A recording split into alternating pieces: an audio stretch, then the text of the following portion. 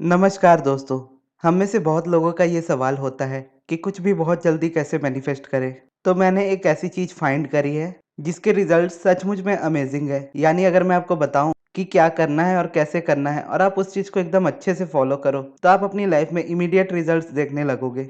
और जैसा कि आप सभी को पता है कि मैं हमेशा ये चीज़ कहता हूँ कि अपनी मैनिफेस्टेशन में आप कभी भी टाइम को मत देखिए, क्योंकि जो चीज़ आपको लगता है कि 1 महीने में या 1 साल में पॉसिबल है, वो यूनिवर्स के लिए 1 दिन में भी पॉसिबल होती है। लेकिन कहीं न कहीं हम ये सोच पड़ते हैं कि इस चीज़ में इतना वक़्त लग सकता है या उस चीज़ में उतना वक़्त लग सकता है। जबकि आप एक बार अलाइनमेंट को समझ जाओ, तो आप इंस्टेंटली भी मैनिफेस्टेशन कर सकते हो, इंस्टेंटली भी अलाइनमेंट में आ सकते हो। और जैसा कि अब्राहम कहती है, ask and it is given.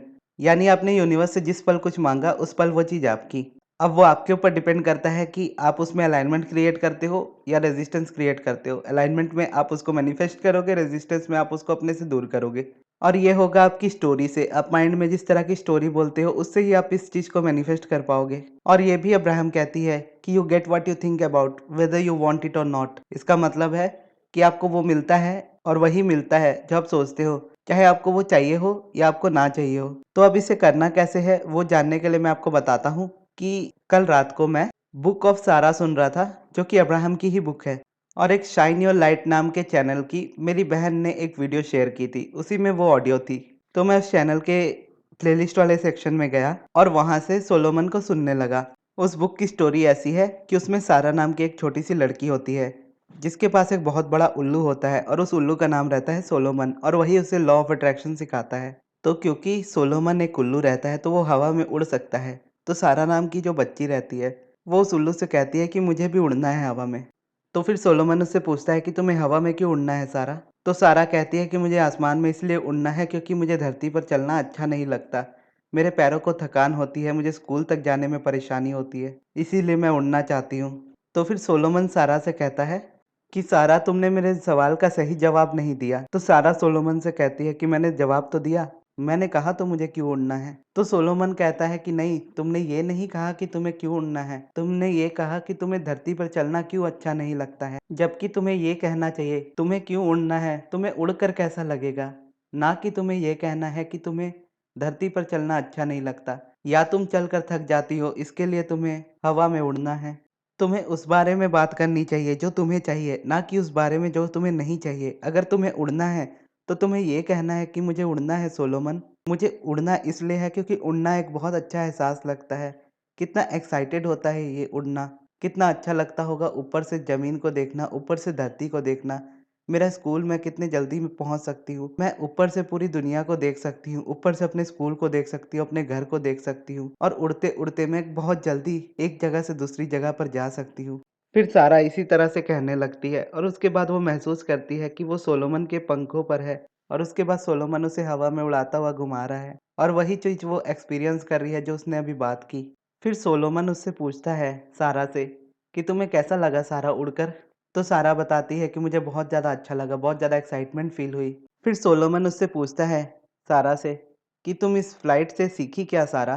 तो फिर सोलोमन ने उन्हें समझाते हुए, सारा को समझाते हुए कहा कि सबसे पहले तो तुम्हें ये जानना है कि तुम्हें क्या नहीं चाहिए, और जब तुम्हें पता होगा कि तुम्हें क्या नहीं चाहिए, तब तुम ये पता कर पाओगे कि तुम्हें क्या चाहिए।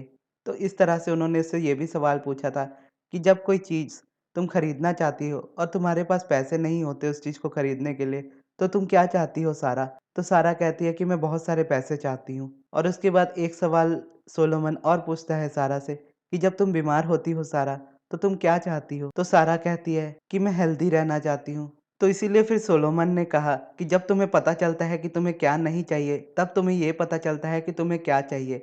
और एक बार जब तुम्हें पता चल जाता है कि तुम्हें क्या चाहिए, फिर तुम्हें अपना पूरा ध्यान उस चीज़ से हटा लेना है जो तुम्हें नहीं चाहिए, और अपना पूरा ध्यान उस चीज़ पर डाल देना है जो तुम्हें चाहिए, और उसी के बारे में बात करनी है। तो कहीं न कहीं सोलोमन की इस स्टोरी से मैं अपने अंदर भी समझ गया कि मैं किस चीज़ में लैग कर रहा था। क्योंकि अगर आप मुझे काफ़ी टाइम से फॉलो करते हो, तो आपको पता होगा कि मैं वर्ड्स पर बहुत ज़्यादा फोकस नहीं करता। यानी ओवरऑल अपने वर्ड्स पर मैं फोकस करता हूँ, पर मैं ऐसे भी काफ़ी वर्ड्स यूज़ करता हूँ जो फिर मुझे और ज़्यादा रेजिस्टेंस दे देते हैं। लेकिन अब मैं इस बात को समझा हूँ, और मैंने पूरी बारीकी से खुद को ये करते हुए देखा है, और अपने वर्ड्स में, अपनी फीलिंग्स में थोड़ा चेंजेस लाकर देखा है, और इमीडिएटली जिस तरह से मेरी लाइफ चेंज होने लगी और फास्ट, मैनिफेस्टेशंस भी और तेज़ी से होने लगी। जैसे पहले मैं टाइम को लेकर बहुत ज़्यादा एक्सपेक्टेशन रखता ही नहीं था, कि मुझे पता होता है ये बात कि मैंने जो चीज़ माँगी है वो चीज़ मेरी हो चुकी है।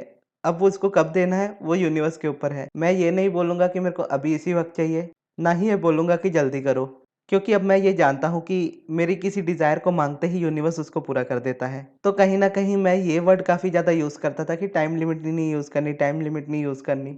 तो फिर ये एक मेरे सब्सक्राइबर ने ही कमेंट बॉक्स में मुझसे कहा था क्वेश्चन करके कि यूनिवर्स तो नहीं को देखता ही नहीं है। आप किसी भी चीज़ को बोलते हो तो उसमें से वो नहीं हटाकर सुनता है।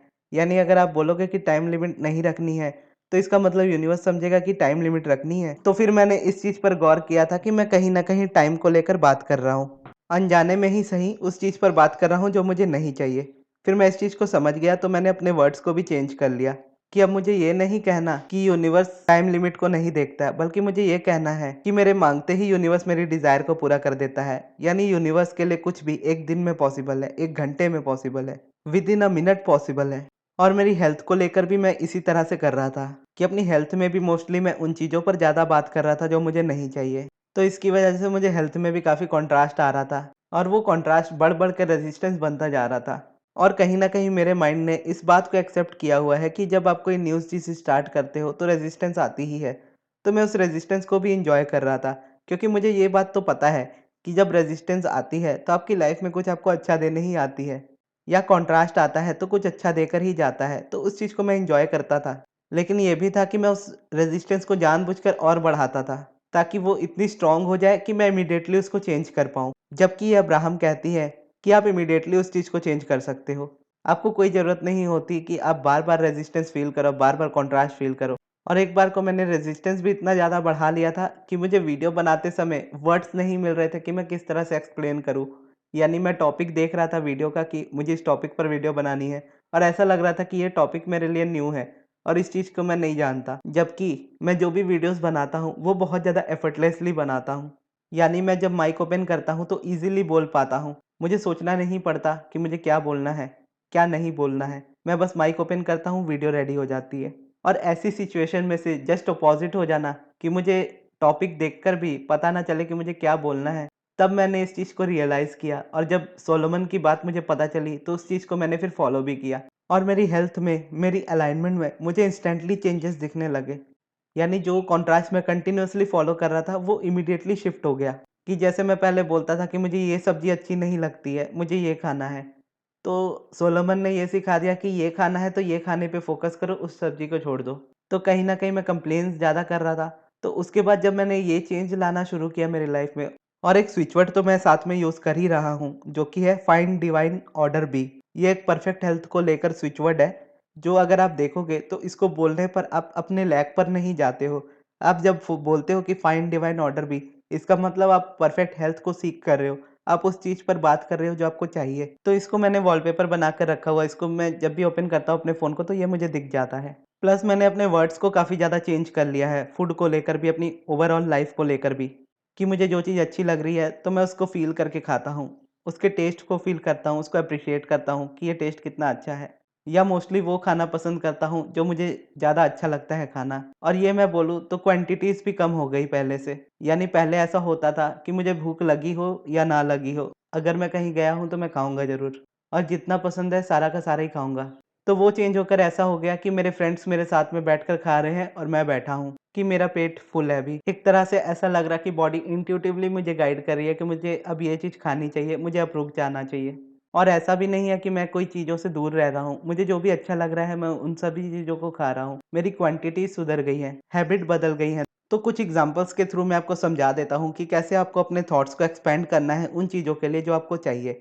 जैसे अगर आप स्पेसिफिक पर्सन मैनिफेस्ट कर रहे हो, तो ये मत बोलो कि वो आपसे बात नहीं करता या उसने आपको ब्लॉक कर रखा है। आप ये बोलो कि मुझे इस स्पेसिफिक पर्सन के साथ रहना है क्योंकि मुझे इस पर्सन के साथ रहना अच्छा लगता है। इस पर्सन के साथ रहना मुझे एक अच्छा एहसास कराता है। इस मोमेंट को मैं एन्जॉय करता हूँ या करती हूँ।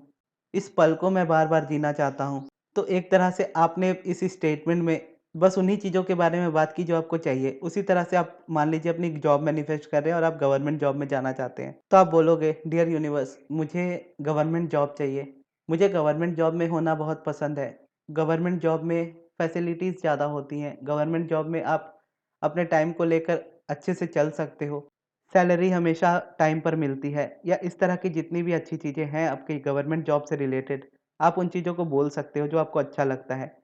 आपको ये नहीं कहना है इसमें कि मुझे गवर्नमेंट जॉब चाहिए, लेकिन यहाँ पर बहुत ज़्यादा कॉम्पिटिशन है जिसकी वजह से ये हो नहीं पा रहा, या मुझे गवर्नमेंट जॉब चाहिए लेकिन मुझे पता नहीं कि मैं कैसे एग्ज़ाम्स को क्लियर करूँगा। तो इन शब्दों से उठकर आपको इस शब्दों पर तुरंत आ जाना है, और ये एक तरह से पॉजिटिव एस्पेक्ट भी इसी में हेल्प करता है। तो अगर आप पॉजिटिव एस्पेक्ट नहीं भी लिखते हो तो आप अपने माइंड को ही इस तरह से शिफ्ट करने की कोशिश करो, या वो बोलने की कोशिश करो जो आपको चाहिए, और उसके बाद आप अपनी लाइफ में चेंजेस को देखो, और वो इतने इंस्टेंटली होंगे और इतने अच्छे होंगे ना कि आप उस चीज़ को इतना ज़्यादा एन्जॉय करोगे कि मैं क्या बताऊँ। जहाँ मुझे लग रहा था कि मैं कंटेंट में लैग कर रहा हूँ अभी, या मुझे ये नहीं समझ आ रहा कि मैं नेक्स्ट वीडियो किस टॉपिक पर बनाऊँ, तो जब ये रेजिस्टेंस मेरे माइंड में से हटा, ये कॉन्ट्रास्ट हटा, तो मैं उस चीज़ को समझा कि मुझे क्या चाहिए। तो उसके बाद मेरा फ़ोकस जब इस चीज़ पर हो गया जो मुझे चाहिए, तो उसके बाद ये बेटर कंटेंट मेरी लाइफ़ में निकल कर आया, और अब मैं सारा को अच्छे से पढ़ने भी वाला हूँ, तो उनकी बुक भी मैंने ऑर्डर कर ली है। अगर आपको भी चाहिए हो, या उनकी बुक, या अब्राहम की कोई बुक, या मेरी कोई भी फ़ेवरेट बुक, तो सारी डिस्क्रिप्शन में आपको लिंक मिल जाएगी। सारी बुक्स के बारे में मैंने बताया जो मैं पर्सनली पढ़ता हूँ, और पर्सनली मैं अब्राहम को ही पढ़ता रहता हूँ रिपीट में। बस अभी कुछ टाइम से, मैंने काफ़ी टाइम से उनको नहीं पढ़ा है, लेकिन सारा के थ्रू, सारा वाली बुक्स के थ्रू मैं उनको वापस से पढ़ना शुरू कर रहा हूँ। तो अगर आपको चाहिए हो तो आप लिंक देख सकते हैं डिस्क्रिप्शन में। या अगर आप मुझसे पर्सनल गाइडेंस चाहते हो, पर्सनली सेशन लेना चाहते हो और अपने क्वेश्चंस को पूछना चाहते हो, या फिर आप अपना पर्सनल सब्लिमिनल क्रिएट करवाना चाहते हो, तो आप मेरे मैनेजर अमृत को उनके व्हाट्सएप पर कॉन्टैक्ट कर सकते हो। वो आपको डेट और टाइम दे देंगे, यानी आपके ऑर्डर की बुकिंग ले लेंगे। उनका नंबर है 7250904202। ये आपको डिस्क्रिप्शन में भी मिल जाएगा और कमेंट बॉक्स में भी मिल जाएगा। तो ये थी दोस्तों हमारी आज की वीडियो। आपको ये वीडियो कैसी लगी कमेंट बॉक्स में ज़रूर बताइएगा। अगर आपके कोई सवाल हो तो वो भी आप मुझसे पूछ सकते हो कमेंट बॉक्स में, और इस वीडियो को यहाँ तक देखने के लिए बहुत-बहुत धन्यवाद।